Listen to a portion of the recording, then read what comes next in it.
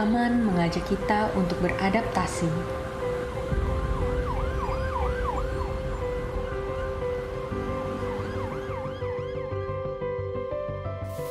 Dengan teknologi yang semakin bervariasi.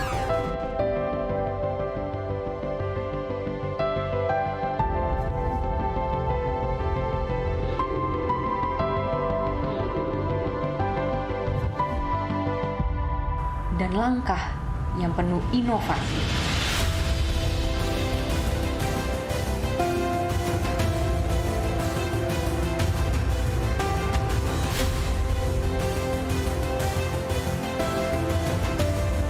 Kini saatnya kita tekadkan motivasi.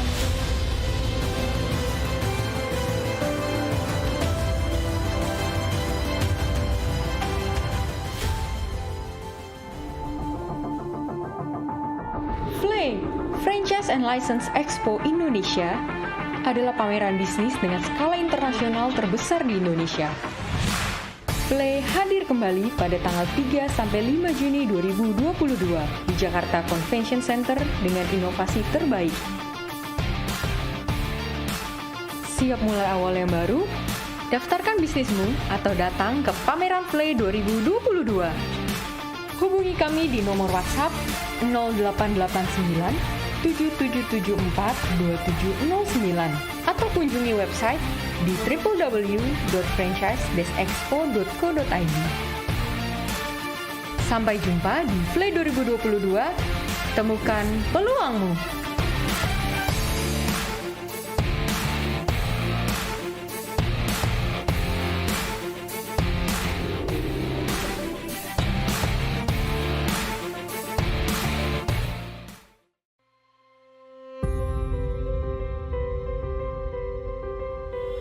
Zaman mengajak kita untuk beradaptasi.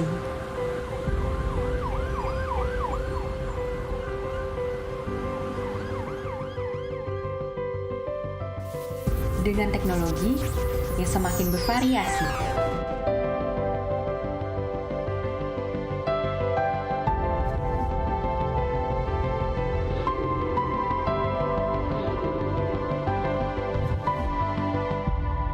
Dan langkah yang penuh inovasi.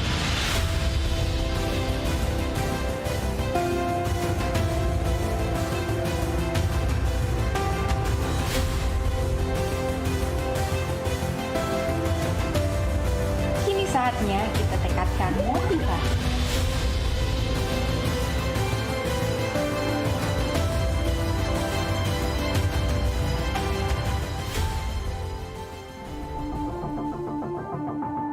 FLEI, Franchise and License Expo Indonesia, adalah pameran bisnis dengan skala internasional terbesar di Indonesia. FLEI hadir kembali pada tanggal 3-5 Juni 2022 di Jakarta Convention Center dengan inovasi terbaik. Siap mulai awal yang baru? Daftarkan bisnismu atau datang ke pameran FLEI 2022. Hubungi kami di nomor WhatsApp 0889 7774 2709 atau kunjungi website di www.franchise-expo.co.id. Sampai jumpa di FLEI 2022, temukan peluangmu.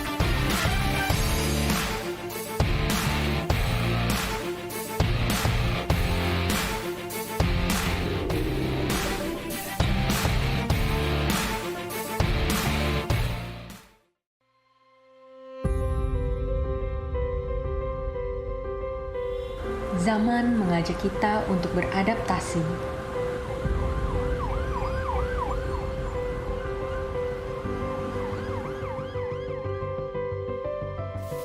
Dengan teknologi yang semakin bervariasi.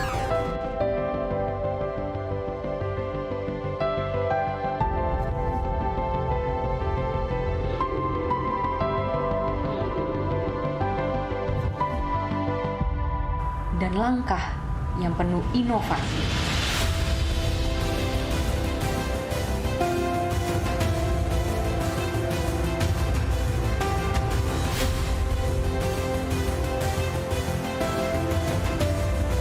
Kini saatnya kita tekadkan motivasi.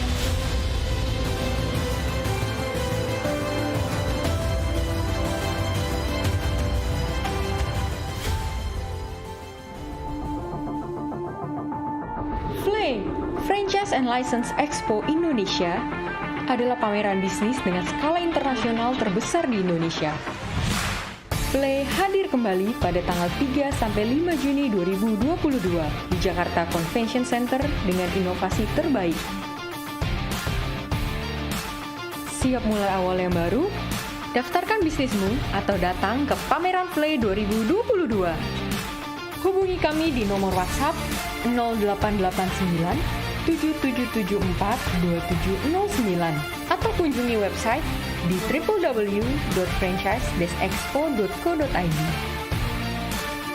Sampai jumpa di FLEI 2022, temukan peluangmu.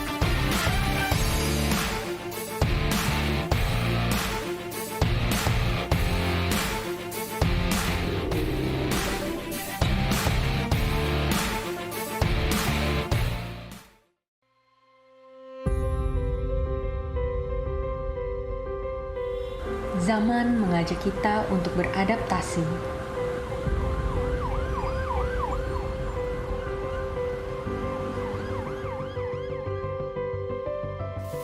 Dengan teknologi yang semakin bervariasi.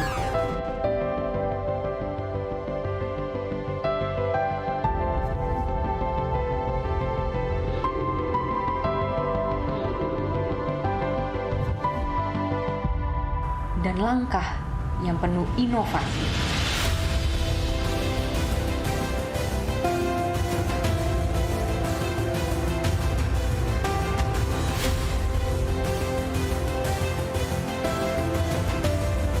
Kini saatnya kita tekadkan motivasi.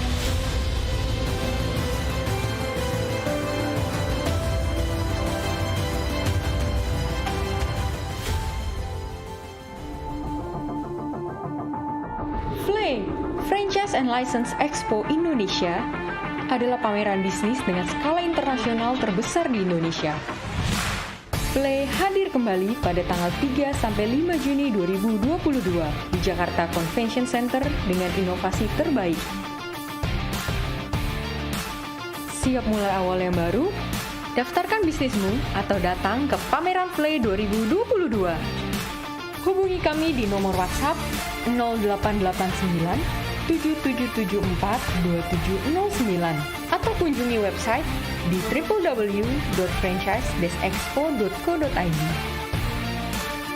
Sampai jumpa di FLEI 2022, temukan peluangmu.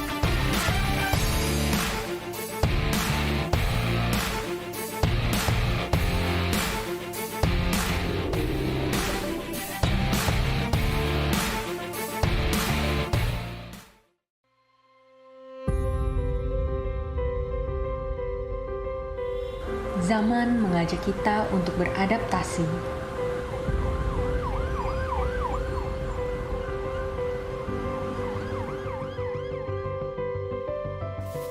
Dengan teknologi yang semakin bervariasi.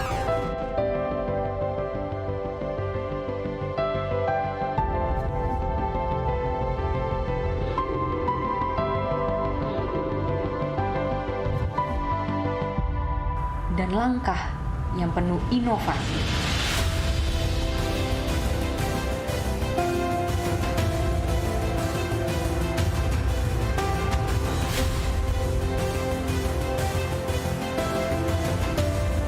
Kini saatnya kita tekadkan motivasi.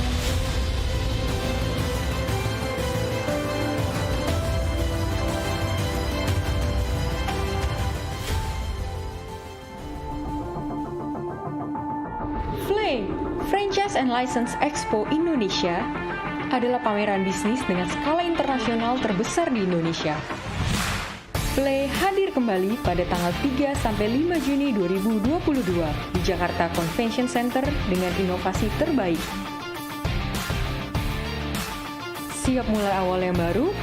Daftarkan bisnismu atau datang ke pameran FLEI 2022. Hubungi kami di nomor WhatsApp 0889 7774 2709 atau kunjungi website di www.franchise-expo.co.id. Sampai jumpa di FLEI 2022, temukan peluangmu.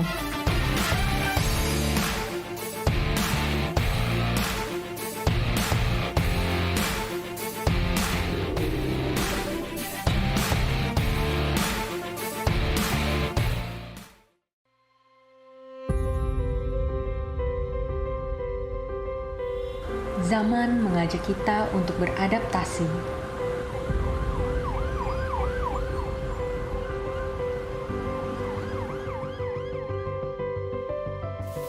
Dengan teknologi yang semakin bervariasi.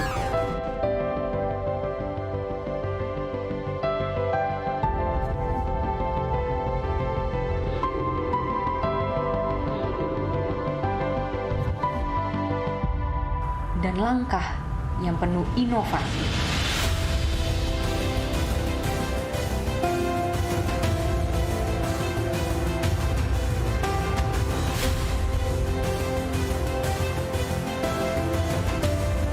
Kini saatnya kita tekadkan motivasi.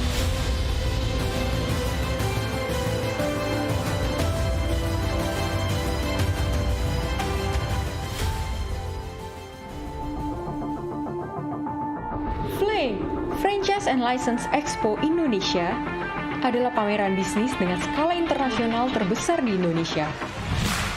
FLEI hadir kembali pada tanggal 3-5 Juni 2022 di Jakarta Convention Center dengan inovasi terbaik. Siap mulai awal yang baru? Daftarkan bisnismu atau datang ke pameran FLEI 2022. Hubungi kami di nomor WhatsApp 0889 7774 2709 atau kunjungi website di www.franchise-expo.co.id. Sampai jumpa di FLEI 2022, temukan peluangmu.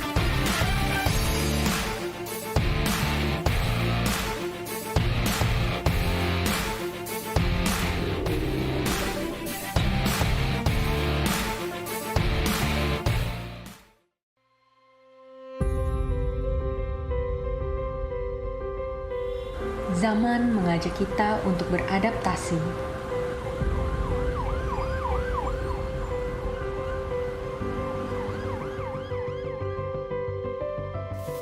Dengan teknologi yang semakin bervariasi.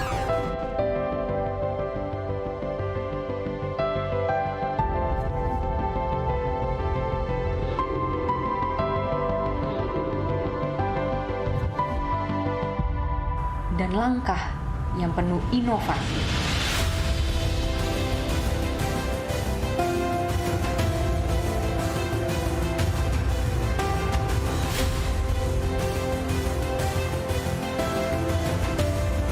Kini saatnya kita tekadkan motivasi.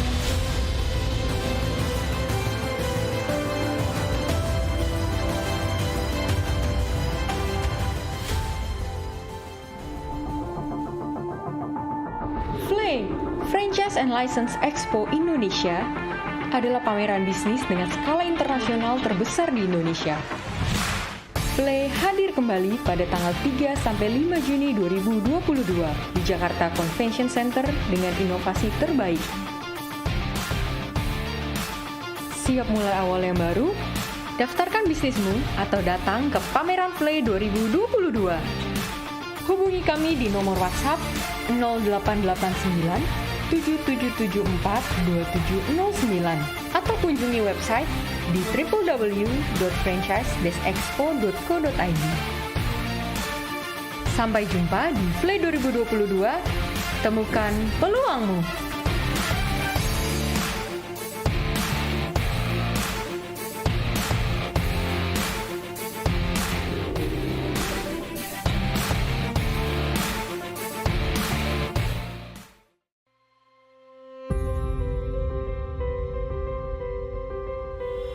Zaman mengajak kita untuk beradaptasi.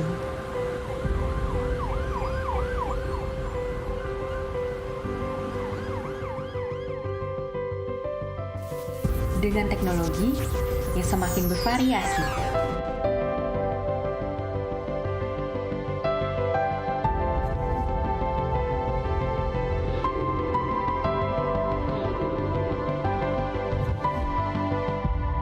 Dan langkah yang penuh inovasi.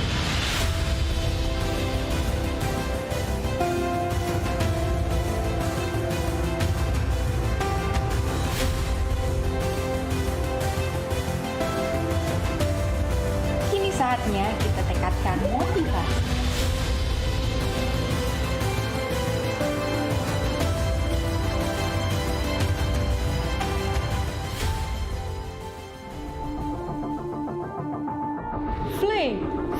and License Expo Indonesia adalah pameran bisnis dengan skala internasional terbesar di Indonesia.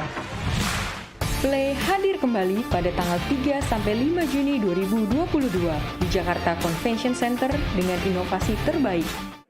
Baik, selamat sore kepada seluruh pengunjung FLEI 2022. Boleh tepuk tangan yang meriah untuk FLEI 2022. Luar biasa, makin sore makin semangat. Lebih semangat lagi tepuk tangannya.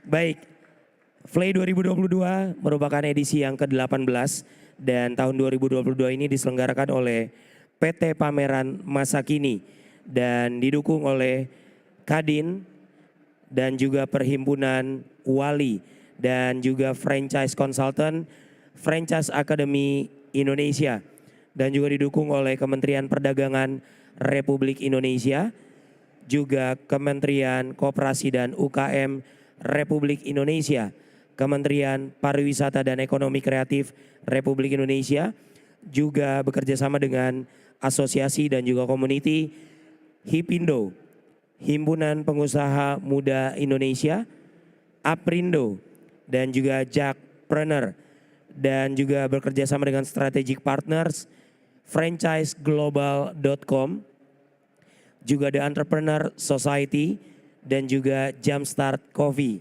Dan bersama dengan hotel official partner PHM Hotels, bersama dengan official vendor Karindo Smart System Solution, dan juga MNC Play. Dan juga bersama dengan connected media FLEIbusiness.com. Selain berpeluang untuk menemukan bisnis baru dan juga bermitra dengan brand pilihanmu, FLEI 2022 juga mempersembahkan berbagai macam program terkait franchise ataupun license yang bisa diikuti oleh pengunjung dari FLEI 2022. Dan sore hari ini kita akan ada program yang dipersembahkan oleh World Franchise Associate dengan tema Franchise Trends in a Post-Pandemic World dengan pembicara Mr. Troy Franklin. So, I would like to invite Mr. Troy Franklin to come to the stage. Tepuk tangan yang meriah untuk Mr. Troy. Thank you, David.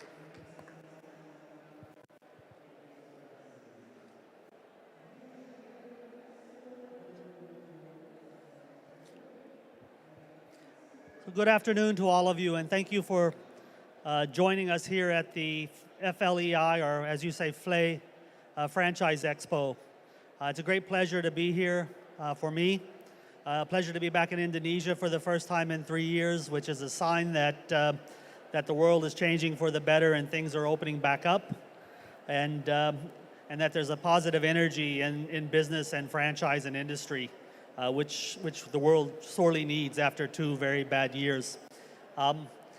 My topic is something that I'm probably going to stop talking about very soon because it's still dealing with the pandemic, and I suppose everyone's sick of hearing about the pandemic because we've been suffering through it. But the theme here is, as we get towards the end of the presentation, we're going to talk about a lot of the trends that are emerging from the pandemic. But to do that, I need to preface that by giving you some history about how the pandemic has impacted business and how it's impacted the region and franchising. So this is the program or the agenda. I'll briefly introduce my company, talk about the impact of the pandemic on the global and regional economies and environment. Talk specifically about franchising in the pandemic. I've done some research. I'm a franchise expert. I'm not an economist. I'm not an accountant. But for this presentation, I had my team do some research, and so I've got some statistics and information I think you'll find very interesting. Then I'll talk about what the outlook is. What are the trends for this year and next year in franchising? And I'll introduce you to some of our clients that are looking for partners here in Indonesia. So can everyone hear me okay? And can you understand me okay? I can talk louder, but I can't talk differently, so I hope you can understand me.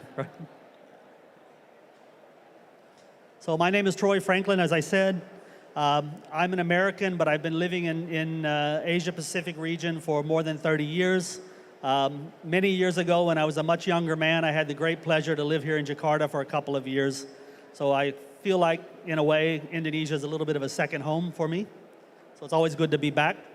I won't go into all of the details other than to say that I've been traveling and doing business and franchising in more than 70 countries, and I've personally lived in 6 countries, including Indonesia. So my company is called World Franchise Associates. And again, I won't read this out in detail, but we are a company, a franchise development and marketing company owned by franchise development and marketing experts. So the owners of the company run the company. We have a team, but we manage our relationships with our clients, and we help people expand their businesses outside of their home country to places in Asia, in the Middle East, in Europe, basically all over the world. So that's what we do. We work with brands. We also we consult governments. We work with event organizers. We work with non-government organizations such as franchise associations. We work with Wally here very closely over the years. We worked with Panorama, who organizes this event. 2 very good friends in front of me here. Pak Burang and I have been friends for long time. I won't mention the number of years. It'll make us both look old, but he is kind of one of the godfathers of franchising in this country, and he's my local partner, and he's also the founder of the Franchise Academy. And his partner, Evie, also has a long history, even though she's only 30 years old. She has a long history in franchising, and she's directly involved in the WALI, the Franchise Association. So thank you both for all your years of support.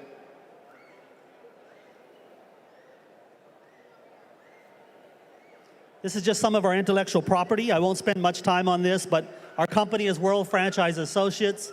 We have a website, a portal called World Franchise Center with 200 brands. We publish a magazine called World Franchise Review. We do discovery meetings all over the world. We have a newsletter called FranSpeak, which is an e-newsletter. And we organize events and forums. Not like this, big events, but small targeted franchise events. So let's get into the presentation. So I've got a few slides here which come from the World Bank, and they talk about the impact of this pandemic on the world. And I was born in 1965, probably makes me the oldest person here, but some of these statistics date back that long, and it's just shocking how they've been impactful. But what this is the number of, the percentage of negative growth. So it shows the world's economic growth in reverse, so 8% negative growth. If you look at that trend all the way back to the Great Depression, even the Asian economic crisis, which is somewhere in there, the global financial crisis, this was worse on the global economy than all of these other things. This is called a World Uncertainty Index. Again, this is from the World Bank. They had a East Asia Pacific Economic Update. But this tells you that during the pandemic, the best minds in the world, the doctors, the scientists, the business people, were uncertain, as were we as normal people. And the uncertainty level was the highest since, as I said, 1960. So in my lifetime, this has been a period, and yours, of the most uncertainty, which is pretty scary if you ask me. So this is another World Bank statistic that shows how the growth just in the Asia Pacific was impacted. There are two colors here. The orange is Asia, or Asia Pacific, and the red is China specifically. So the red just relates to the Greater China, while the others is the rest of the region. But if you can see, the COVID downturn was much more impactful than everything else, except for the 97, some of you will remember the 97 Asian financial crisis. I think it hit your country here quite badly. I was in Indonesia in 1997 when this all happened. And but you can look, the impact was almost as bad as the 97 crisis on Asia.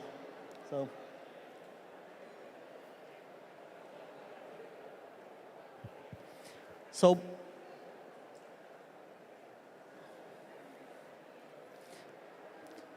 what about the impact of the pandemic on franchising?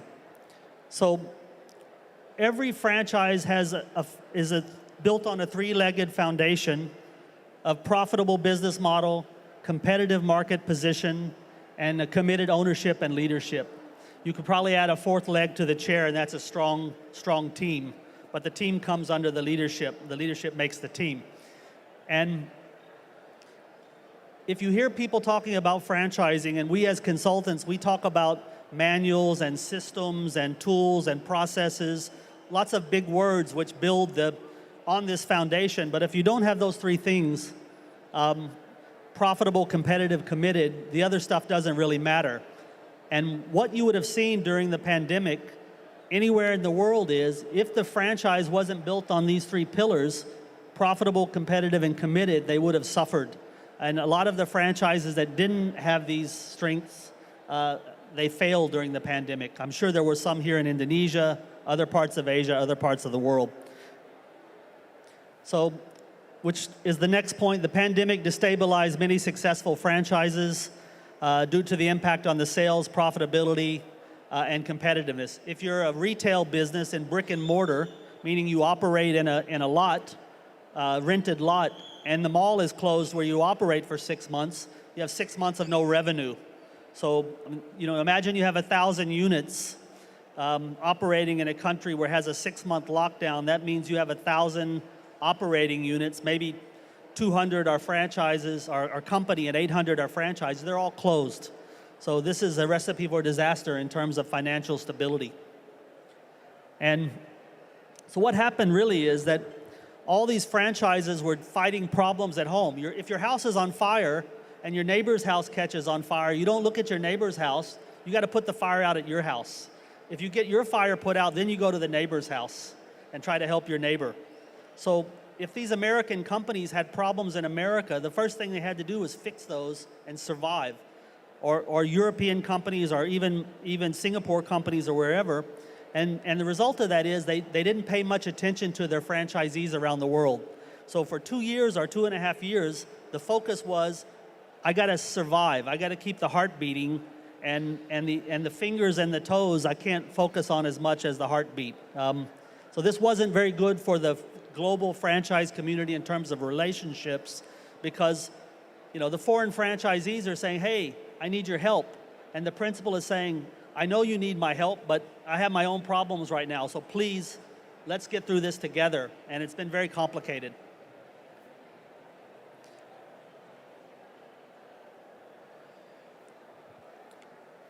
So this is, again, on the same point. Lots of companies cut people. They cut their overheads. Who do you think they cut first? They cut the international team because they're not essential to the heartbeat in the local domestic market. So a lot of the senior people in these big companies in franchising internationally lost their jobs. Lots of my clients, the client survived the pandemic, but the people that were running the international business lost their jobs even as early as the first 3 or 4 months of the pandemic. So it's unfortunate.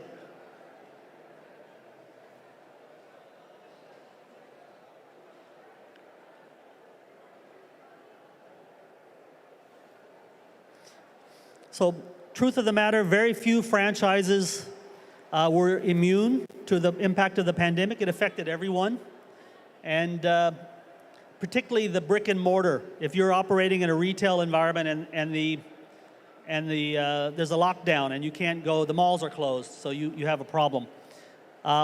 Hospitality was very badly hit. Indonesia thrives on tourism, particularly Bali and some other parts of Indonesia. If tourists can't come in, the hospitality industry is going to suffer very badly. And this happened all over the world as well. F&B is a sector which is very interesting to study because a lot of the fast food businesses actually did better during the pandemic. And particularly pizza, for example. I'm told that the average sales for pizza during the pandemic in America went up 7% per annum. And you say, well, how is that possible? It's because everybody has to order in. And hamburgers and chicken and pizzas, you order them, you don't pay that much for them. So if you're having financial troubles, it doesn't cost you much.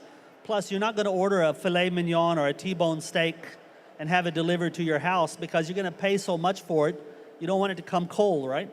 But, you know, pizza, cold pizza, people eat it all over the world. So it's a different mentality. So the casual dining, the fine dining, the places where people go for socialization and entertainment suffered. And the QSR, which people use maybe because of necessity, cheap, easy, fast, they did pretty well. And that's not just in America, that's the same in Asia. I'm sure here in Indonesia, some of those businesses would have thrived. And they survived because of the consolidators, Grab Food and Deliveroo and Gojek and whoever you have here. They helped those people survive, and they made a lot of money off of it, and they're still making a lot of money off of it. So that was a very good business to be in during the pandemic.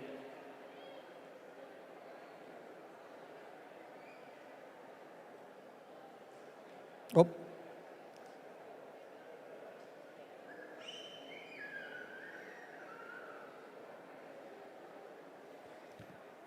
So what franchises, in addition to the fast food, did well during the pandemic or benefited? Essential services. Even during the lockdown, pharmacies were open, clinics were open, convenience stores were open. These were the only places people could go, so they tended to thrive. Cleaning and disinfecting businesses. I have a client in Australia called JMac. They had record sales during the pandemic because of the need to do more cleaning and disinfecting. And I think that's a worldwide trend with those type of businesses. I talked about the F&B with a strong delivery element earlier. Online, so if you are already in the online business, the pandemic maybe made you sell more things online, but you already had a foundation. But anyone that pivoted quickly and got their products online would have benefited, mainly in retail and fashion. That was a business that if you weren't online during the pandemic, you were in very big trouble.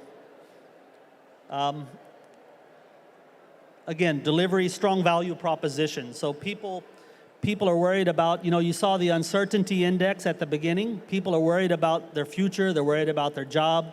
They're going to be tight with their money. They're going to trade down with their spending on food and entertainment.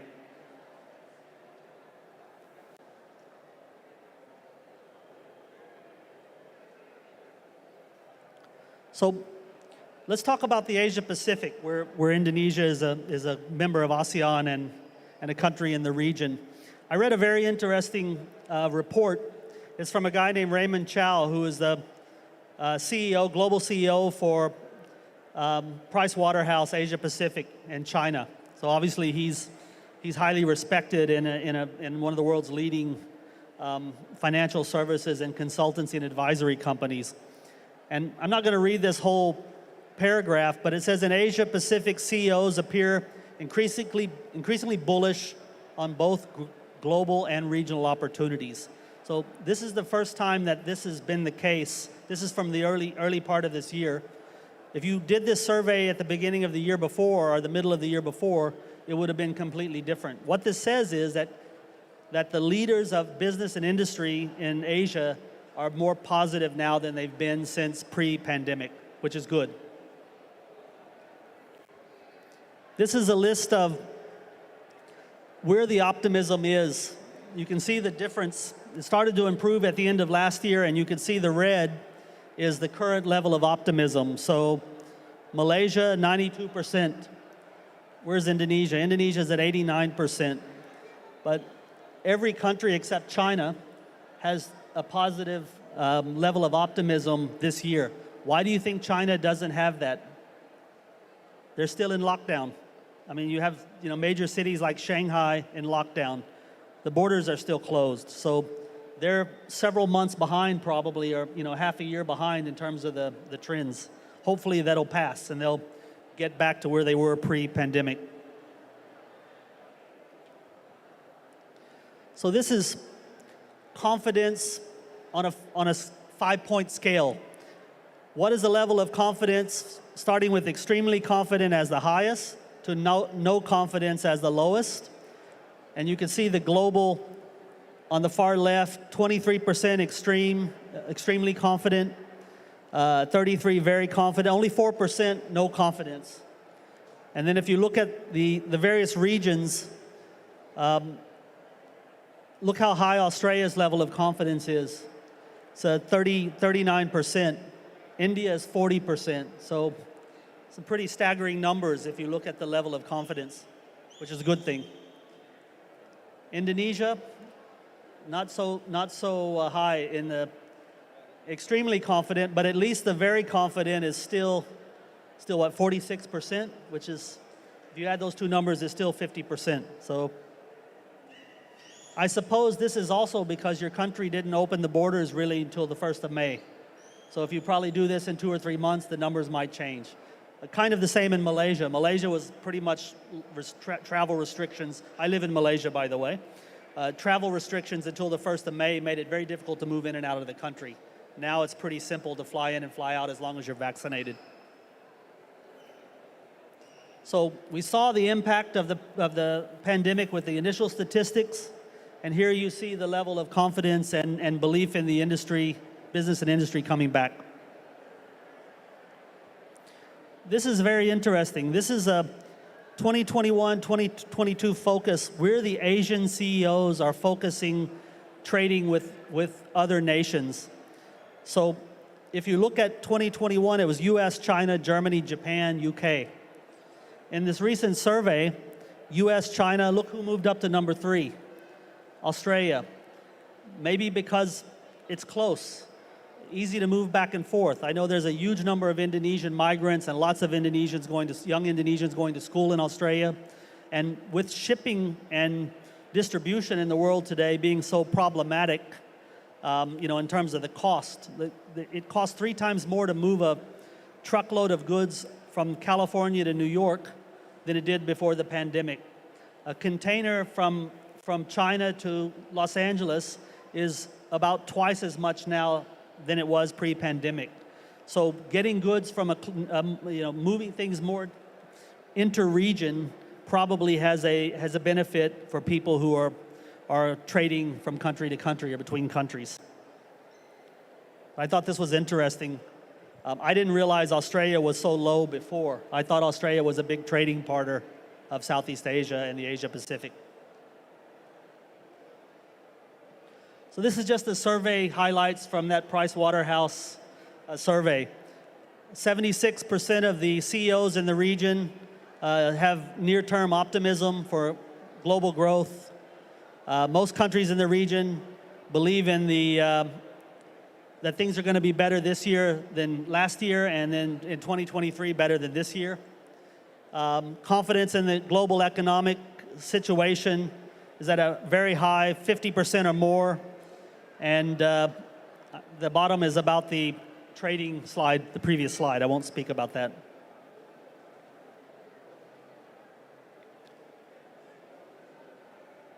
So we talked about businesses that thrived in the pandemic. What about your business if you weren't ready for the pandemic and it was a knockout, punch, you got knocked down?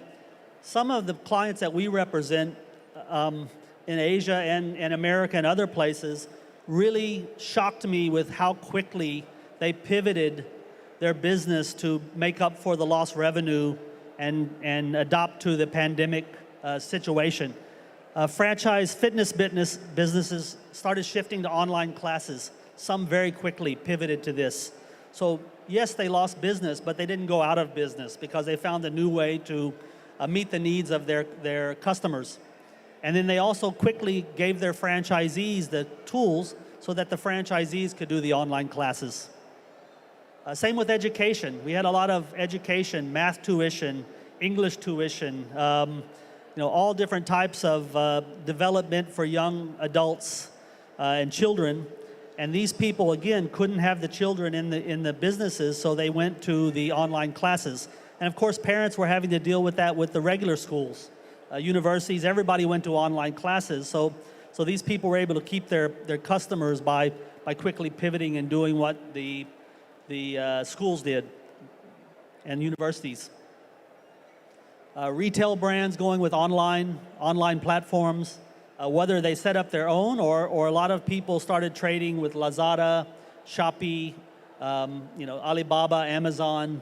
So these people, who move their products into this environment were able to continue to generate revenue despite the fact that their shops were closed. So franchise businesses did better than, on average, than other businesses in the pandemic. So in other words, if there was a Domino's Pizza in Pondok Indah and Ali's Pizza in Pondok Indah, Domino's had a much, much higher chance of surviving than Ali's, because Domino's is part of a worldwide network. It's got worldwide leadership. It's got economy of scales. I mean, not even worldwide. I don't know how many outlets Domino's has here, for example, but they would have had the support of a big network. Whereas the guy who is a mom and pop who only owns one, nobody to help him. Can't get, he's got to pay his suppliers. He's only going to get a certain amount of credit terms. He's going to have to pay his landlord. Some of these people, they might forgive Domino's because they don't want to have an enemy of Domino's, because Domino's has 1,000 outlets and this developer may have 50 properties. But for the guy that owns Ali's Pizza, they don't mind, kicking you out because you're just a one-offer and they don't have a lot of risk. So franchising has done better during the pandemic, will bounce back better. And this was proven in the '97 Asian financial crisis and also the global financial crisis in the 2000s. Franchise businesses tend to rebound well.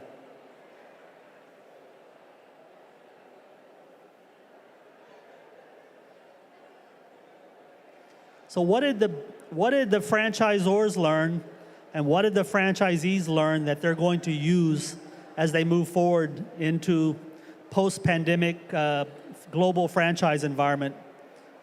Beyond four walls, you've got to find a way to generate revenue beyond your retail outlet. This is the responsibility of the franchisor to help their franchisees to understand this. Flexibility, glocalization. So if imagine you were in Dubai selling a product and 100% of the product was sourced from America, and the pandemic comes along and the borders close, shipping slows down, cost of freight goes up, cost of storage goes up. If you were in that environment, chances are you would have suffered very badly. And the principal can't do anything to help you because they're basically, these are factors beyond their control. So now the conversations that I'm hearing is potential. For example, in Saudi, we have a guy looking at a brand from America, and the guy said, unless you can let me source 100% of the product from my country or my region, I don't want to talk to you. And before the pandemic, the brand might say, okay, see you later, I'm not interested. Now the brands are saying, okay, we'll make that a plan for the first 2 to 3 years. We might start, because of economies, with one unit. We might have to bring some things from America. But by the time we get to the second or third year, we'll commit in writing to have local sourcing of all these products from either Saudi or from the GCC or North Africa, from the Middle East region. So this has changed a lot. Liquidity. If you only have enough money to open the first shop and set up the first outlet in a master franchise, or maybe the first few outlets, but then the pandemic comes along and it affects your liquidity, then you can't grow the business. So franchisors now are looking for people, they're trying to make sure that the liquidity is sufficient to sustain these kind of setbacks. And I think investors are also being very cautious. They want to invest, but they don't want to risk everything on something going wrong with the economy. So they're being more careful with how they allocate their funds to make sure that they have sufficient liquidity if there's another pandemic or monkeypox or God knows what comes along and knocks us off our feet again. Market entry. The number one reason, people ask me this over the last 3 days. What happened to, for example, I have a client, Planet Hollywood. It's a very big company in America, 16 different brands. They were really doing well back in the 90s. They came here, they left. They came to Malaysia, they left. They had a regional deal with the Singapore group. And there were some others that were here that left. And people say, what happened? Was it people didn't like the product? Normally it's not that. Normally these brands that come here, they do have people that like the product. The single biggest mistake is wrong partner. So if the partnership is wrong, you cannot make, it's like life. You can't make a good marriage out of a bad relationship. You know, you gotta be friends with your spouse. You got to have the same long-term plans and vision, and you gotta like the same things in life. Business is like that too. A franchise is a 10 plus 10, it's a 20-year agreement. It's like life. It's like having children and they grow up. So you really have to make sure you have the right partnership. And the second biggest reason for franchise failure is bad first location decision. So a lot of people rush out, get a first location. Doesn't mean it's a bad location. Sometimes they go in the wrong direction.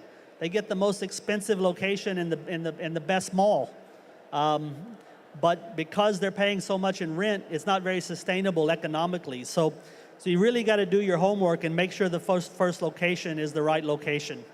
And then do a market mapping and plan where you're going to go for the second, third, fourth. And Indonesia is an interesting country because it's a vast country, and you've got many cities. I mean, you've got several cities with more than 5 million people. You've got, I think there's almost 20 cities in Indonesia with 1 million people or more. But if you look at, the Sumatra, Medan, you've got Java. Here you've got what? You've got Greater Jakarta, you've got Surabaya, then you've got Bali. You talk to people and they'll say like this, oh, I'll open 1 or 2 in Jakarta, then I'll open a couple in Surabaya, then I'll go to Bali, then I'll go to Medan. And now people are even talking about, Borneo, Kalimantan, right? Oh, the government's moving to Kalimantan. I'm going to take the franchise to Kalimantan too. Can you imagine? You have 10 units and they're 3,000 miles apart or whatever the distance from Kalimantan to Sumatra. It's a recipe for disaster.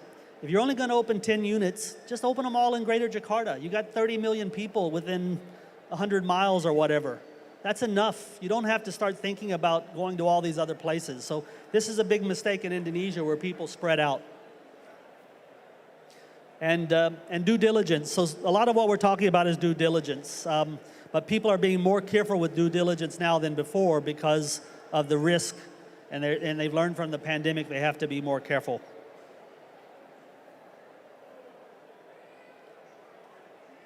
So some more things that are changing. Fees. A lot of franchisors now are asking for the same money they were asking before the pandemic or more. And people are saying, are you going to help me through a pandemic if we have another pandemic? How much can I rely on you? So people are being a little bit more scared about writing big checks for brands. So they're negotiating harder. Collaboration, opening your mind, people, having a more open dialogue about how to set up the brand in a market rather than I'm the franchisor, you have to do it my way. The franchisors are saying, okay, what are your ideas? Because we couldn't help you during the pandemic because we didn't know enough about the market. We better start listening and learning more about the market so if it happens again, we can help. Right now, there's a lot of very good people who changed jobs during the pandemic that are out there. So anyone looking for good help, this is one of the best times ever in the last 20 years to find good help. A lot of people either changing jobs or were out of a job. And I think that's true not just in the US, but I know a lot of Malaysian franchise professionals looking for work because of the changes that happened during the pandemic. So there's a lot of good people out there. If you own a brand, you're a franchisor, talent is easy to find right now. Of course, not everybody wants to go back to the workplace. So work from home is a very good incentive, or maybe a 3 days at the office, 2 days at home, especially with the younger generation. I have 3 kids in their 20s. They don't want to go back to work. They want to do everything from home. So I'm sure that's the same here in Indonesia. There's a term, any lawyers in the crowd? No lawyers? Okay, that's good. Sorry. There's a term called force majeure. It means act of God or war. So all the franchise contracts will say something in English. I'll say it in English. If there's a war, if there's a natural disaster, blah, blah, blah, many things, maybe 10 things, and something goes wrong, then you don't have to pay us the royalties. None of the agreements said pandemic. So maybe only a very few. So a lot of these franchisees are saying, oh, if only I had pandemic, I could have saved a lot of money. So now all of the franchise agreements, guess what? Everyone is putting pandemic as a force majeure, so they have to. And last but not least, technology. Technology has moved so fast in the last decade, and if you're not embracing technology, you will get behind in the franchising business very quickly. Whether it's cloud technology for your operating platform, whether it's marketing technology for your consumers, app-based, whether it's managing all of your inventory in the cloud, tracking your international franchises in the cloud. This is the single, probably most critical thing in terms of evolution that franchises have to grasp. And people were resistant to invest in technology before because it was so expensive. Operating platforms, were basically server-based and they cost a lot of money. But I think if you take it on a per capita basis, technology has never been cheaper than it is today for the franchise industry across most of the platforms. So you really have to embrace technology. So why do you want to expand internationally? We're out of COVID. We're looking to the future. The global outlook is positive. Why should we take our brand overseas? Spread the risk. You have a diversified income source. If something happens in your country, you're generating revenue for other countries. This is particularly the case when you have a regional economic problem, but it doesn't affect another region or another part of the world. So your region may be in recession and another region may be growing exponentially. So if you have franchises in the other region, you've basically diversified your income stream, reduce your risk. So reduce dependence on growth in home market. This is the same point I just made. A hedge against economic swings, what I just said. Intellectual property. So your value of your IP, intellectual property is an intangible asset. Your trademarks, it's not like your building or your equipment. You can put a value on them. It's very easy to get a valuer to do that for you.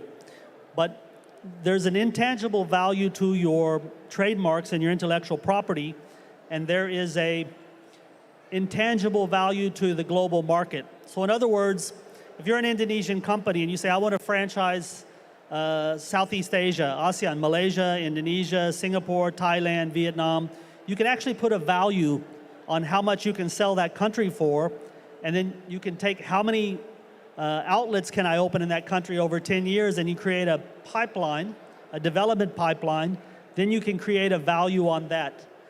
So a lot of companies are using this intangible value to say, I haven't sold China, and I value China at $50 million.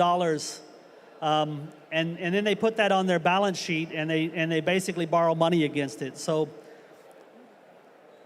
okay, I'm being told I'm going over on time. So,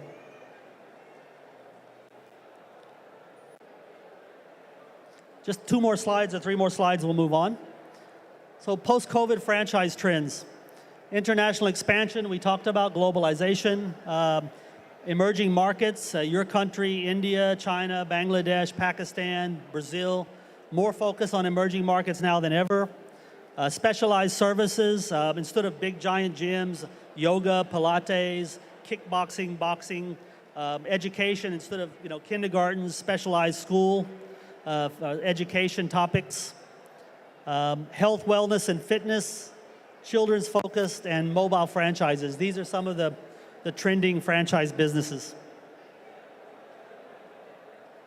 Technology we talked about.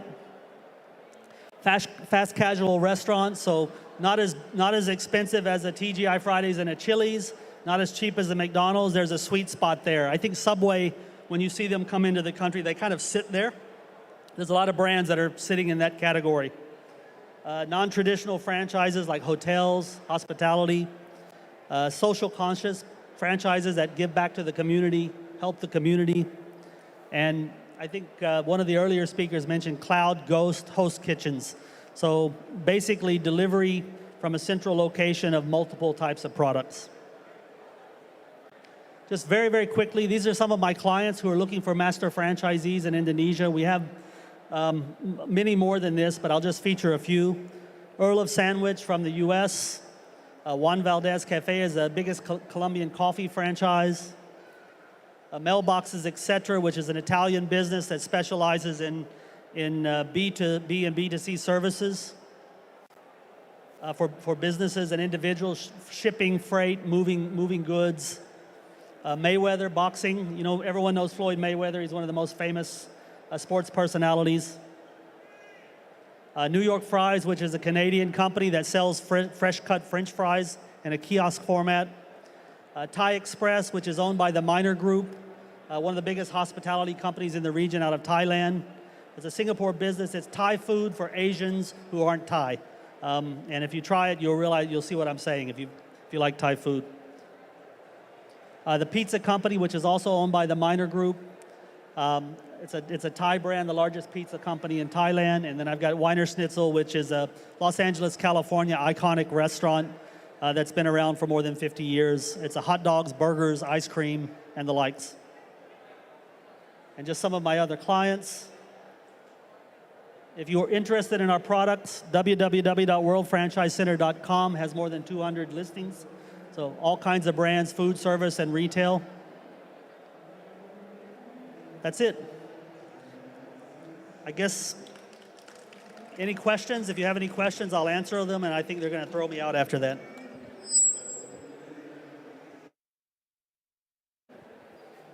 Thank you, everyone.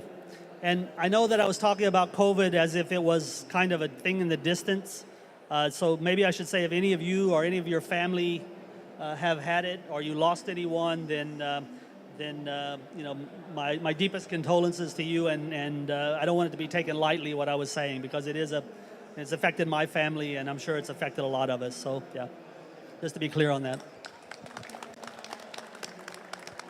Thanks again, everyone. No questions? Let me off the hook easy. Thank you.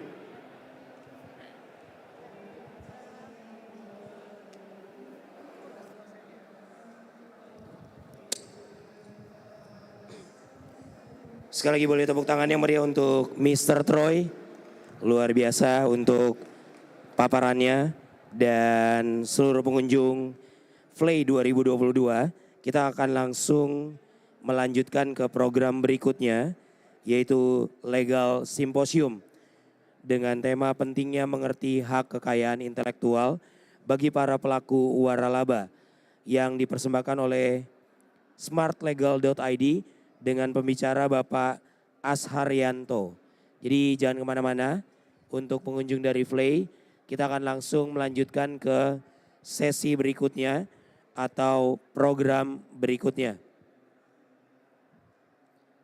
Dan FLEI 2022 ini diselenggarakan oleh PT Pameran Masa Kini, disupport oleh Kadin Indonesia dan juga Perhimpunan Wali, juga bersama dengan Franchise Consultant, Franchise Academy Indonesia. Dan didukung oleh Kementerian Perdagangan Republik Indonesia, Kementerian Koperasi UKM Republik Indonesia, Kementerian Pariwisata dan Ekonomi Kreatif Republik Indonesia, juga bersama dengan asosiasi dan juga community, yaitu Hipindo, Hipimi, Aprindo, dan juga Jakpreneur. Juga bersama dengan strategic partners, franchiseglobal.com, The Entrepreneur Society, Jumpstart Coffee, juga official hotel partner, PHM Hotels, official vendor, Karindo Smart System Solution, dan juga MNC Play dan Connected Media, FLEIbusiness.com. Jadi jangan lewatkan untuk mendapatkan peluang bisnis baru dan bermitra dengan brand pilihanmu, dan tentunya untuk terus mengikuti program yang ada di main stage FLEI 2022. Terima kasih, kita berjumpa sesaat lagi dan selamat sore.